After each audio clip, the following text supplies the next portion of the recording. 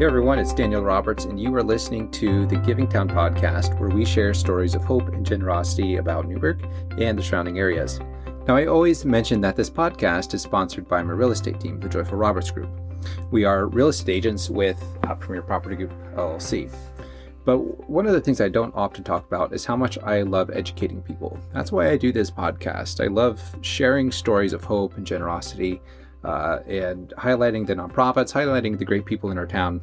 But I also love educating people about the real estate process. And that's why I created a YouTube channel dedicated to educating people about the process of buying a home, of selling a home, and also productive living. This is something I feel really strongly about, is that people should know what they're getting into, and I work really hard to help educate people through the process. So if you're interested in learning more about the real estate process, head over to the YouTube channel. It's called the Joyful Roberts Group, and I'll have a link in this description.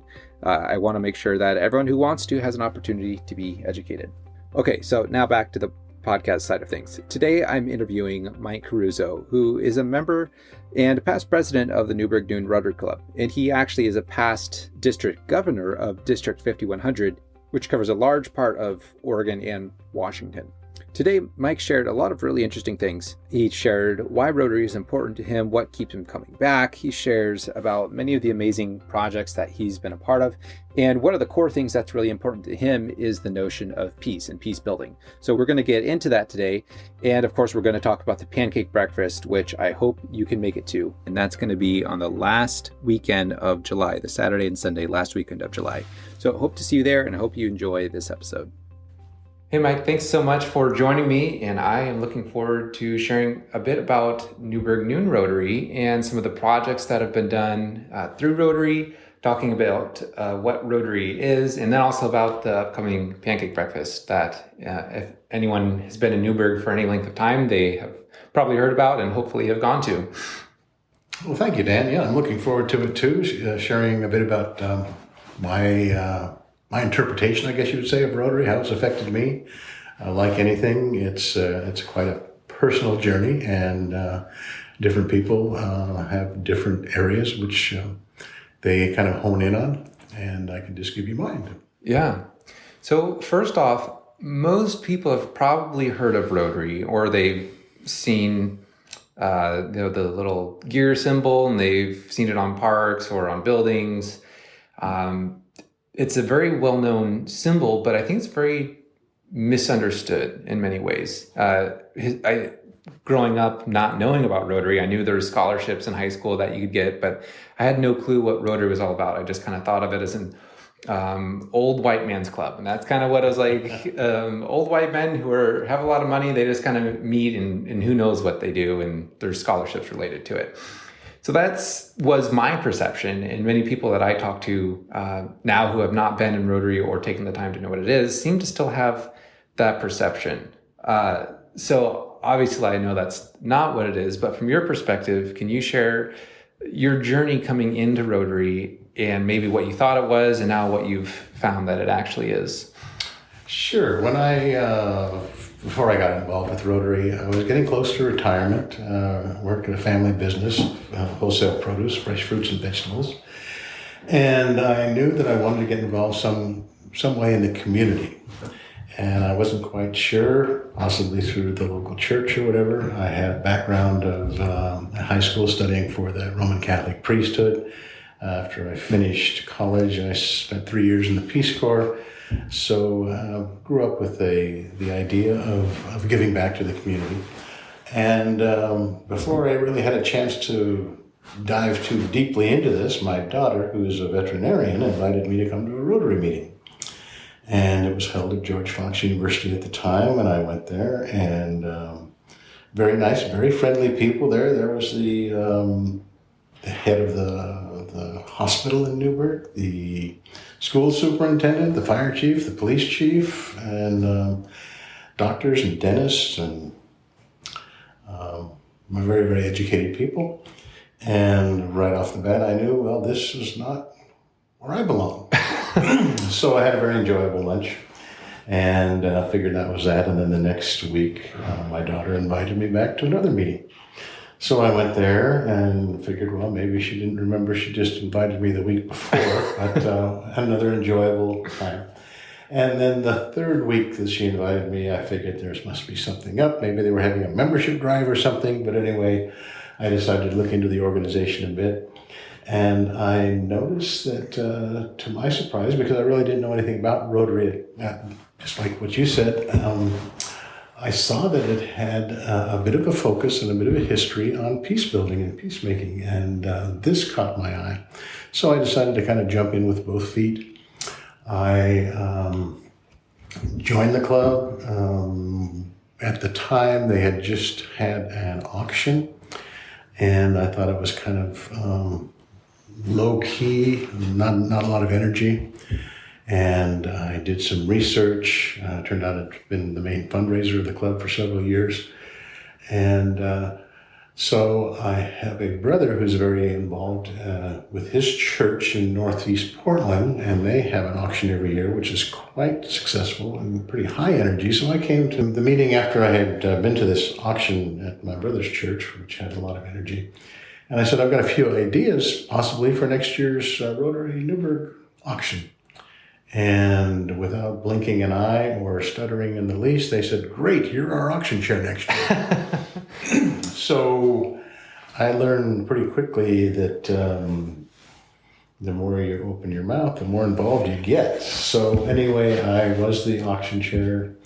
Long story short, I was able over the next 2 or 3 years to increase the revenue from around 17,000, we got it up to around 20,000. And then I had a fellow who took my place and he doubled it again. And so it reached over the next, say, 10 years, upwards of $100,000 revenue for the club. So once I got out of being in the auction, I was asked to be on the board of directors because one of the board members moved out of town. I'd only been in the club for about a year, and they asked me to be a club service chair. And I said, I have no idea what that is. They said, don't worry, we only meet once a month, and it's very simple, and it's an hour, so it'll take no time at all.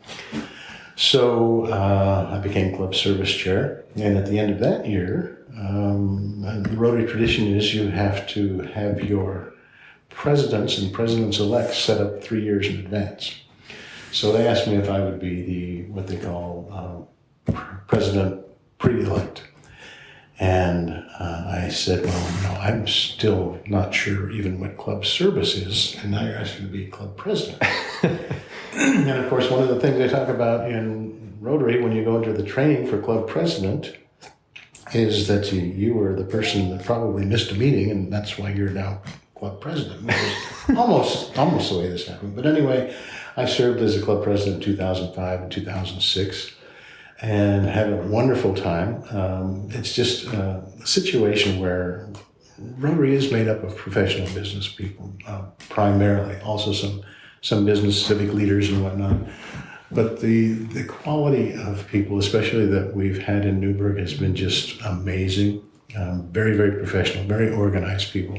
So when you have a project, whether it be the auction, whether it be a scholarship committee, or doing a work project, fixing up a park or whatever, the people who take charge of these committees are, by and large, very, very qualified. And it makes the process go very, very smooth. I would say upwards of 90% of the time. So after serving as club president, I got invited to serve at the district level, and our Rotary district covers northern Oregon from Salem north up into Battle Ground, Washington. And it covers on the west from the southwest Pacific County Peninsula, Long Beach in that area, down to Tillamook. And then east at the time to east of Pendleton. Enterprise is the easternmost point of the district right now. And we have about 65 Rotary clubs, and they comprise about 3,000 members. So it's quite a large and diversified area, and have leaders from all of these parts of the state of Oregon and southwestern Washington. So I got involved with what's called a four-way test competition that they have at the district conference every year. Four-way test being, is it the truth? Is it fair to all concerned? Will it build goodwill and better friendships? And will it be beneficial to all concerned? And students, middle school students, are invited to write a composition about the four-way test, and some now do video presentations on the four-way test, and it's presented and awards are given at the conference for the winners. And so I did this for a year, and then I was invited to be an assistant governor, and I had the Southwest region, which was Newberg, McMinnville, Dallas, Sheridan, and Monmouth Independence. And so I would meet with the presidents of those clubs once a month and let them know what was going on, and they would share the big projects that their clubs were doing. And so I did this for a year, and then I was invited to be the administrative assistant, which is basically the district governor's assistant. So I did that for a year. And after learning more about the intricacies of Rotary, because it's a huge organization, they have 1.2 million people. They have over 30,000 Rotary clubs around the world. And learning about the different clubs and learning about the ins and outs of our district and the various projects and programs that they have, I applied for district governor, and I did not get selected the first year, but the second year I applied, I was selected, and that was the beginning of a whole new journey of finding out about the massive expanse that Rotary has and the influence it has on several people. As the Rotary International president serves for 1 year, just like the Rotary Club president does. They are from international bent. In fact, the way the Rotary regulations read, since Rotary was founded in Chicago in 1905, they have determined that every fourth year the Rotary International president needs to be from the United States. The year I was president, the international president was a fellow by the name of Glenn Estes, and he was from one of the southern states, I believe, Mississippi or Missouri. The year I was governor, the Rotary International president was a fellow by the name of Kalyan Banerjee from India. He was from the same state that Gandhi was from, as a matter of fact. And they've had Rotary International presidents from Great Britain, from Korea, from Canada, from Australia, virtually all around the world. A few from Africa. And so the year of being governor was when I learned and was able to kind of channel some of the events during my governor year, some of the meetings and conferences in the direction which I was most interested in, and that, of course, was peace. And back then, in 2011, 2012 was the year I was district governor. Peace was just very, very lightly even discussed. Rotary prides itself on being apolitical, no discussion of politics or whatever. And people would say, we can't talk about peace, it's too political, it's too much of a hot potato. And my feeling was, well, that we as human beings are political by nature. And so, anyway, the idea of peace, I first proposed to, or I mentioned it to a group when we were at a training program called International Assembly. There's about 520 districts in Rotary, and every incoming district governor is required to spend a week at the International Assembly learning about the intricacies of Rotary and how various districts differ from one another and how they're the same. And so we were, during this week-long period, we were split up into groups of 25 to 50 workshops, and we would talk about what we were planning. And when they came to me, everyone was talking about, we're going to have this Rotary exchange, we're going to have this friendship exchange, we're going to have this business friends exchange.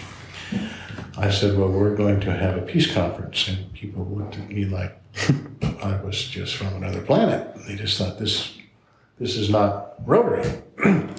And I was very, very surprised at the, I guess, lack of interest, you might say, about this topic.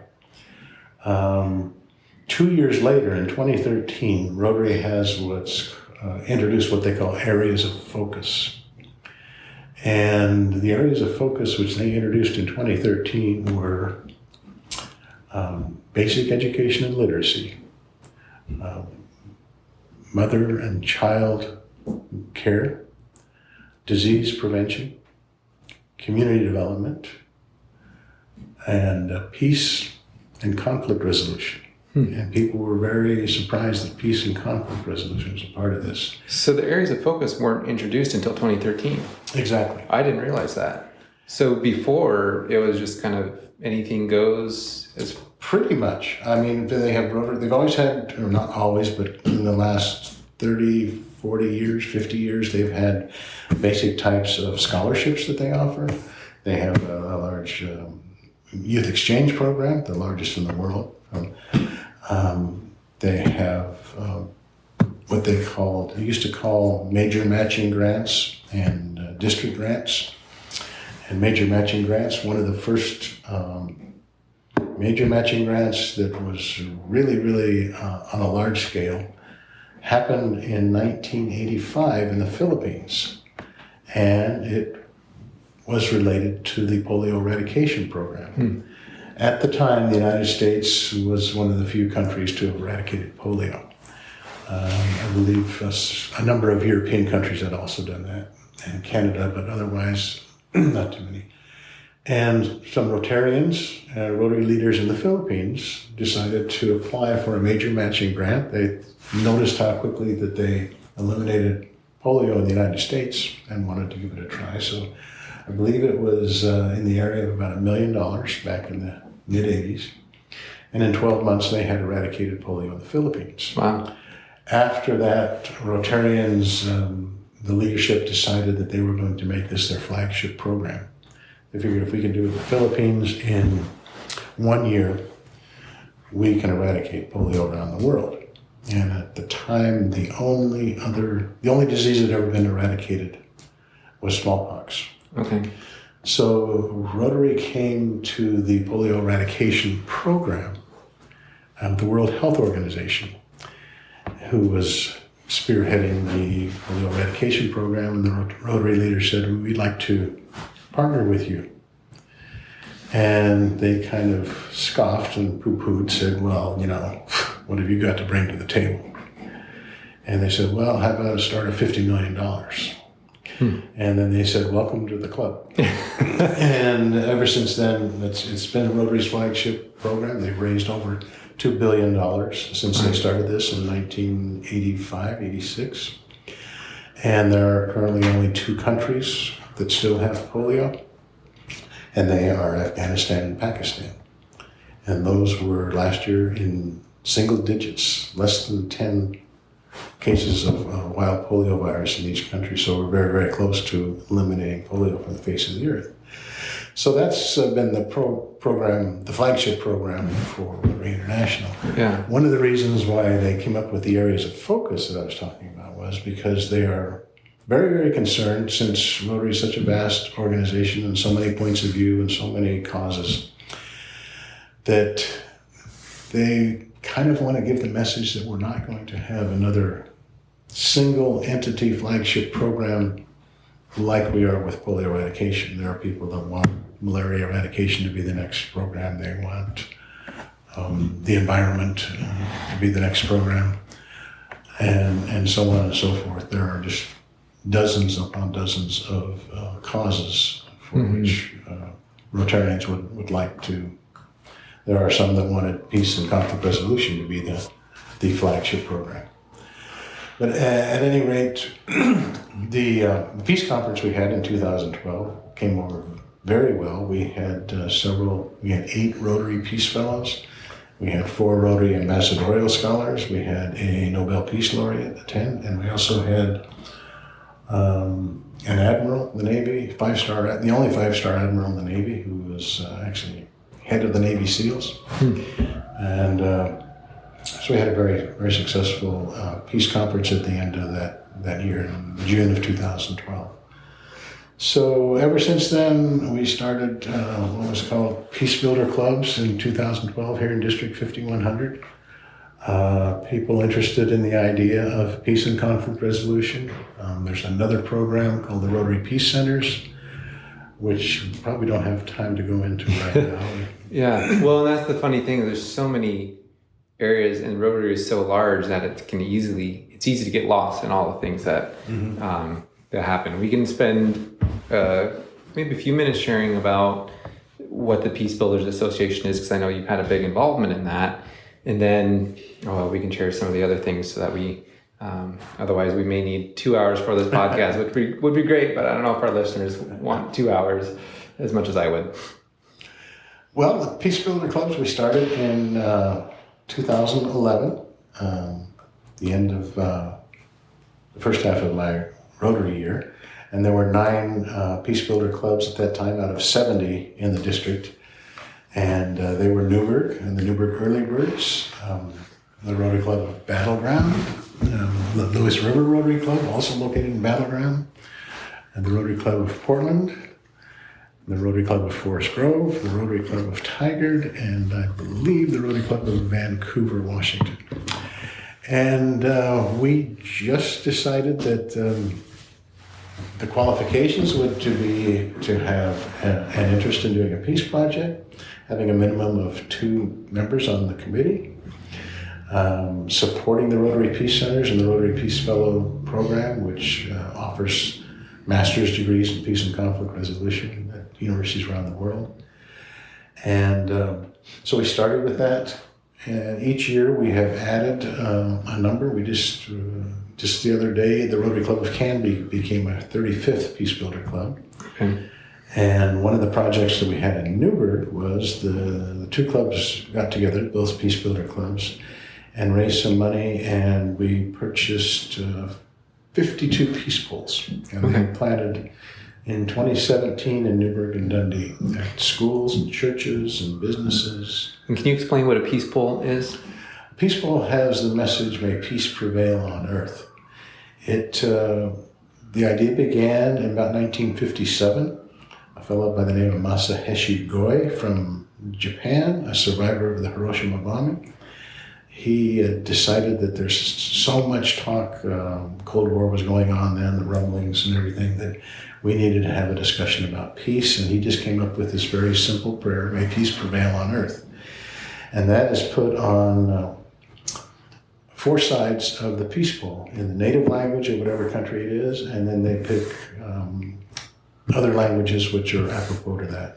Most peace poles in our area have Spanish and English. Some, if there are Italian communities or Hungarian communities, there are over 142 languages that the Peace Builder Society has, including Native American languages and Braille. And so we did 4-sided peace poles, so they have 4 languages on them. And we have them at 10 of the parks in Newberg. We have them at all of the schools, high schools, middle schools, grade schools, and the school district office. About a dozen churches. We have them at the city hall, library, the cultural center, the golf course. So we did these one weekend when there was an effort to plant 100 peace poles in the district. And we ended up putting 52 in Newberg. And I think the rest of the district put in about 75. As far away east as Hermiston and west of Seaside. So that was one of the bigger projects. And then a year later, we made a photo book showing several of the, and mentioning where all the peace poles were, showing pictures of several of them, and offering basic peace walks. Continue about basically 10 poles per walk, 45 minutes to an hour walk, which they were doing on the International Day of Peace to kind of be a reminder. Yeah. So, it'd be great to continue talking. We have a few other things to cover before our time's over. But thank you for sharing about that, your history and involvement in Rotary. And like you mentioned, it is such a big organization. There's so many things, so many, there's the areas of focus, but then each club can kind of have its own, which our club, to clarify, is more of youth and education, correct? Mm-hmm. So, and there's actually two clubs in Newberg, if you're not aware. So there's the Early Bird Club, and they focus more on, as far as I understand, the infrastructure, kind of city and...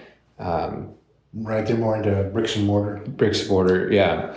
And so they do, welcome signs at for both the main entrances of Newberg. They do a lot of projects with the Park and Recreation District. Yeah, and I'll have them on in a future episode. We can get more information about them.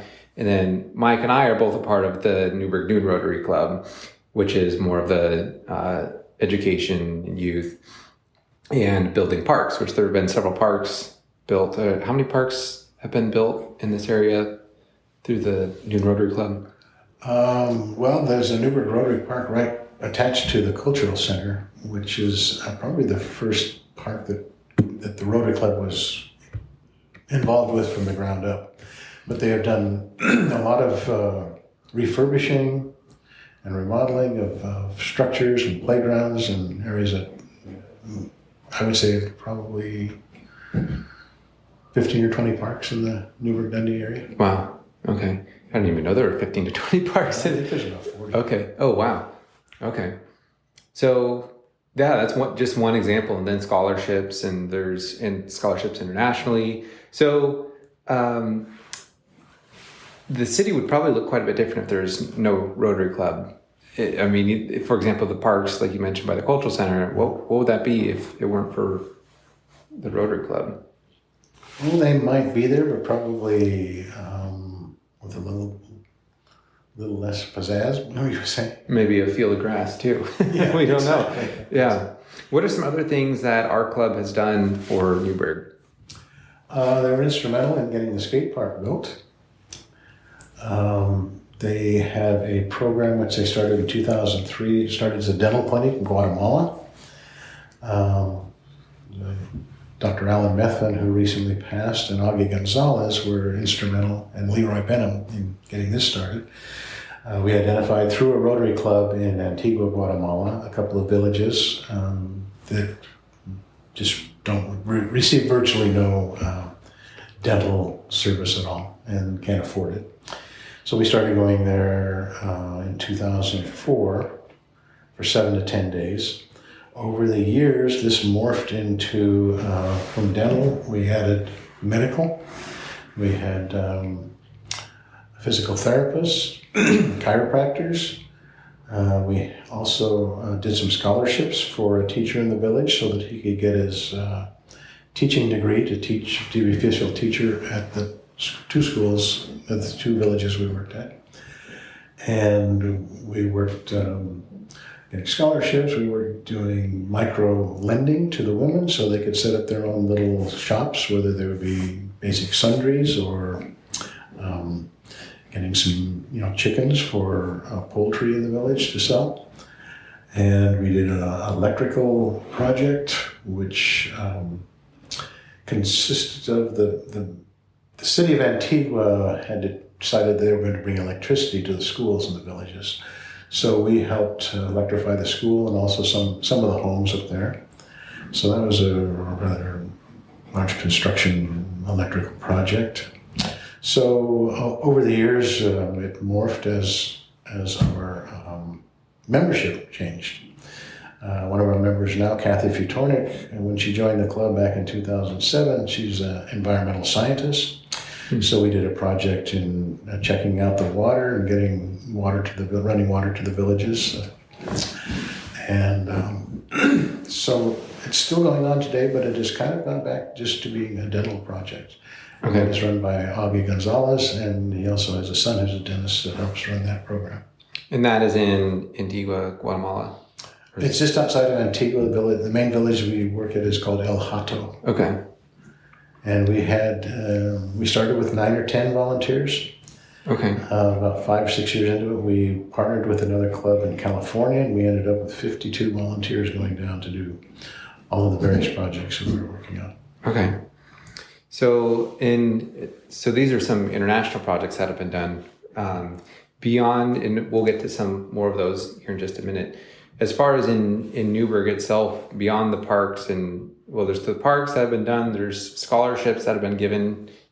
Do you have the details on how many scholarships have been given out to Newberg students?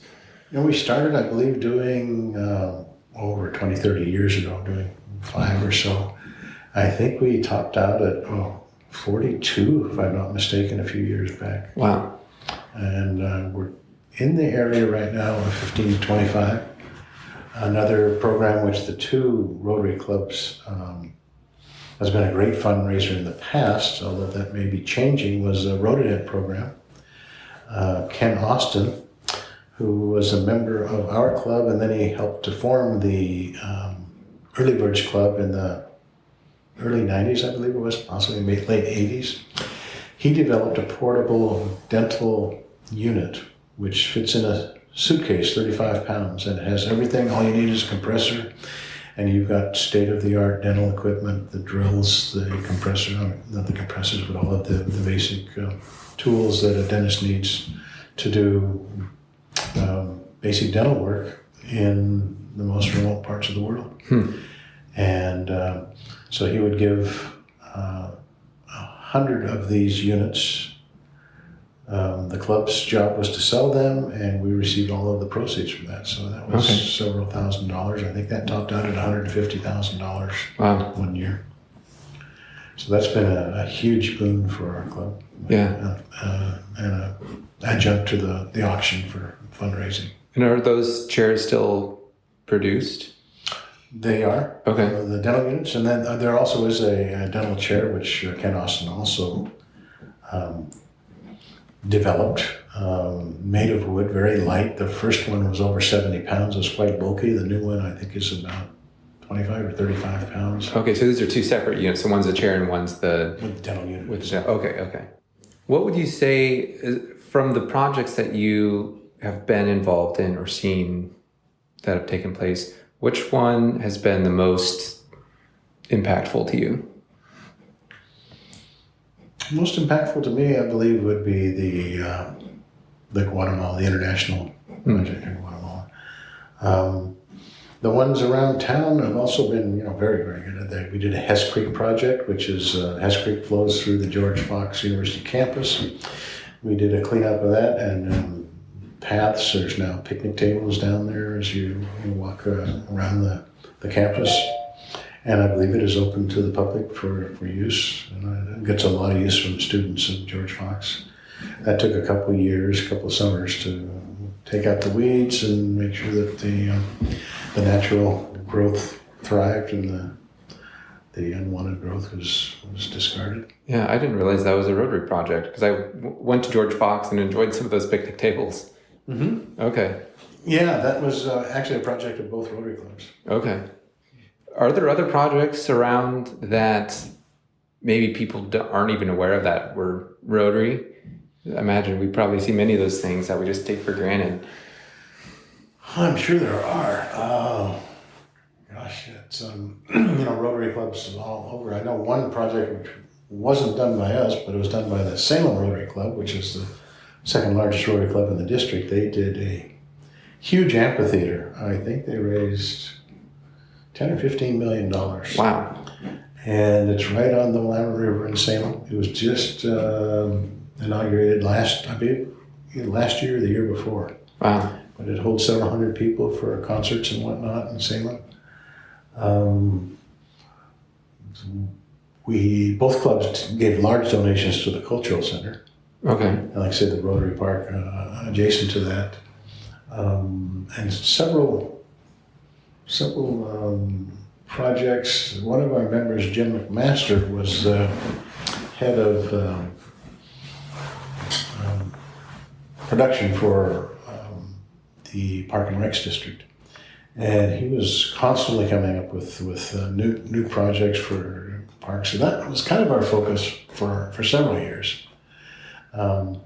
Like I said, they kind of morph as the club evolves and changes. Sure.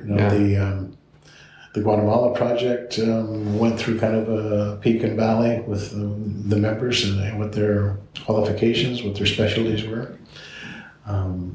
See the Parks project because of Jim. Gosh, I'm kind of drawing a bit of a blank right now. I'm sure there's several. What do you think, for you specifically, what keeps you coming back to Rotary? You've been involved in so many things, but what keeps you going instead of taking your Wednesdays off and however much other time you devote to Rotary? Well, the passion that I have is from day one has been peace. And how that has grown with Rotary International has been just one of the greatest things to me that could possibly happen. Right before I joined Rotary, they instituted, or actually the year after, when I didn't even know when it happened, 2002, they instituted the Rotary Peace Centers, which is fellowship, master's degree, which Rotary pays all costs. They pay room, board, tuition, airfare, cost of living for a master's degree at one of 5 universities around the world. You're Duke, North Carolina on the East Coast, University of Bradford in England, Queensland, Australia, International Christian University in Tokyo, and Uppsala University in Sweden. And these are universities that are tested in the field of peace and conflict resolution. So they give 10 to each university, 10 fellowships every year. This has been going on since 2002. And then they have a certificate program, which they started about 2006 in Bangkok, Thailand, Chulalongkorn University. It used to be a 3-month program for a certificate. These for people who pretty much had their vocations determined, people dealing in peace and conflict resolution. They could be judges, they could be police officers, military advisors, counselors, school counselors. We sent 2 police officers from the Portland Police Department in 2015, I believe it was, to this program. They changed that and added on to that. It's now a 1-year program. It's 10 weeks in country, and the rest is online at home. And they added a university in Kampala, Uganda, Makerere University. So they offer 40 slots at each of these universities. 20 beginning in January and 20 beginning in July each year at each university. So that's, along with the 50, that's 130 fellowships, which Rotary pays every dime. Wow. And a friend of mine who is head of the Hatfield Center is a Rotarian. He's received 2 Fulbright fellowships, and in his opinion, the Rotary Peace Fellowship exceeds the Fulbright for what they offer and the quality of education they have. So, I mean, peace is one of those things. I mean, for example, we're experiencing right now with the Russia and Ukraine conflict, and that's something that goes far beyond planning peace polls and wanting peace to happen. So, these kind of situations where there's whatever reason it's happening, whether it's people just want more power or whatever, how can peace ultimately overcome that? Well, sometimes you look at it and you say there's no way. But, you look at the people, the great peace leaders, Gandhi and Martin Luther King and Dorothy Day and Jesus and all of these incredible people that basically gave their lives in the pursuit of peace. I had a conversation with a friend who's a member of our club. He was a conscientious objector, went to George Fox, then he served in Vietnam in a hospital as a conscientious objector, and then spent the next 40 years of his life working in hot zones. Somalia, Sudan, Yemen, Ethiopia during the civil war there. He was a Peace Corps director in Uzbekistan. He was a Peace Corps director in Bangladesh. And he was the Mercy Corps director for Afghanistan in 2006. And he told me, he says, what's going on in Ukraine really challenges my pacifism. And then he says, but so many other wars have done the same. So there's so many wars that have been, basically without cause, unprovoked, whether from our side or from other sides and other countries, but the idea of espousing nonviolence and to not hurt another human being, to not have the right to kill another human being. That was the Christian mantra for 400 years until Constantine came over. So, and Rotary is stronger than ever in their passion and their promotion of peace and peace projects and peace education. Until people start talking to each other, and that's what Rotary is all about: making friends from people from not just other neighborhoods, from other countries, other cultures. When people start talking to others, it's hard to have enemies. Yeah. And I really believe that's what Rotary stands for. Yeah. The Secretary General of Rotary International is a fellow named John Hugo. He was born in Kiev, Ukraine. He was one of the co-founders of the Rotary Club in Ukraine. And he has been doing quite a bit of speaking about, what's going on there and how Rotary is getting involved and trying to get the sides to talk to each other. Yeah. Yeah, and it's interesting when you have two sides of any argument that don't want to talk and that don't want to even come to a standpoint of resolution. And in a previous episode, we discussed the gift of disagreement, and that was Ron Mock with the Civility Project. And disagreeing can sometimes be hard, but when we recognize it as a gift and can embrace it and work with each other, and doesn't mean that we'll agree at the end, but it means that we can still value a person and not have to go to war because of a disagreement and needing our way to be the right way. So we're just about out of time here, but I know we have a couple things I want to cover real quickly. And one is the upcoming pancake breakfast that we have. And that's been going on for several years.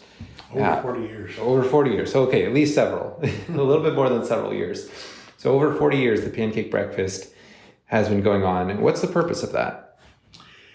Some people used to think that it's a minor fundraiser. Some people used to think it was a large fundraiser because of how many people we serve. We serve about 3,000, a little over 3,000 breakfasts between Saturday and Sunday of the Memorial Park celebration, the Newberg Old Fashion Festival. And the idea, it's sponsored by both Rotary clubs. The dinner or the breakfast is served by members of both clubs, and it's a great opportunity for Rotarians to get to know members of the other clubs as well as members of the community. It's just a very fun event. It's very, very laid back. Sometimes it doesn't seem that if you're working one of the grills that's not working, but it's a great opportunity just to get to know the community. And I think it's one of the best PR programs that the Rotary has. Yeah.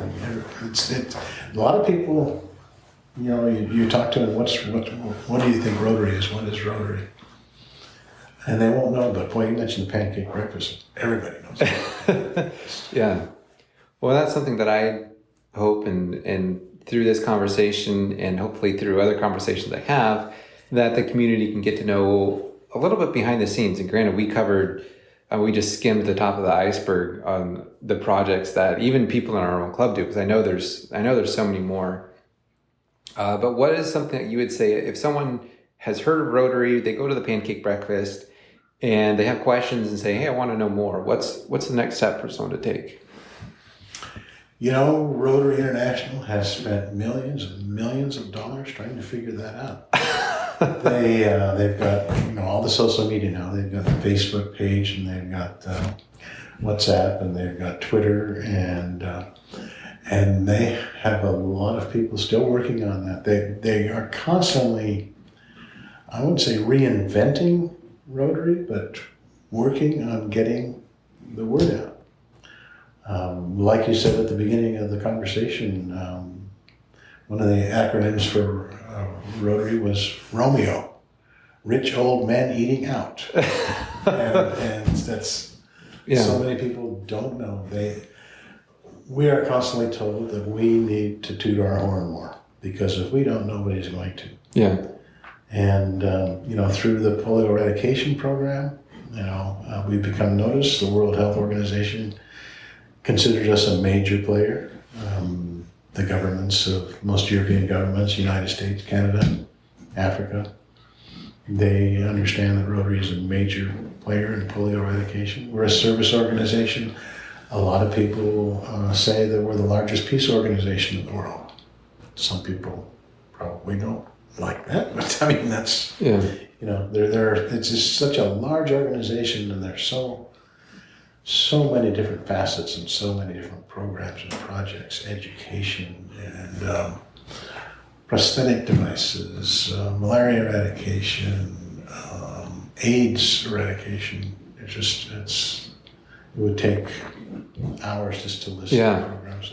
Yeah, I mean, I'm sure it would. And what I would say is it's a great way to get to know other community members who are like-minded. And that's one of the things that I've loved in this Rotary Club and a past Rotary Club I was in, is you learn about so many people who just have great hearts. And speaking of, community and people who care and are kind and are generous, it's just a great group of people to get to know. And I know if you've been in the club long enough, you probably have some of your great friends that are in Rotary, because you have that commonality of one way or another trying to make the world a better place. And you're right, there is so much that we could cover, and I would encourage anyone listening, if you're interested in Rotary, to check out, there's even several places to go. Would you say a Rotary International page would be best, or the Newberg Noon Rotary Club? And I can have the link in the description. I'll have... Yeah, both. Newberg, Rotary.org is the international website, and then NewbergRotary.com, I believe. Yeah, and anyone can come to a meeting, right? You don't have to pay to come to a meeting. You can come, you can join. And over time, if you think it's a good fit for you, you can be a member, but it's not an exclusive organization. Anyone can come, and all are welcome to come. So thank you, Mike, for your time. It was great hearing some of the stories, some of your history as past district governor, past president, and I look forward to getting the word out about Rotary. Well, thank you, man. It was a pleasure to do this. I enjoyed it very much. Well, I hope you enjoyed learning about Mike Caruso in the Newberg Noon Rotary Club. As Mike said, we really only scratched the surface of Rotary and what it's about. So if you're interested in learning more, you can head over to NewbergRotary.org, which is linked in the description. Or better yet, join us at a club meeting and get a free lunch. If you enjoyed today's episode, please hit that subscribe button to make sure you get each episode as it comes out. Also, if you support the mission of the Giving Town, leave a 5-star rating. Again, this podcast is sponsored by my real estate team, the Joyful Roberts Group, where we always work to give you an amazing experience buying or selling your home. Well, thank you for tuning in, and I'll talk to you next time.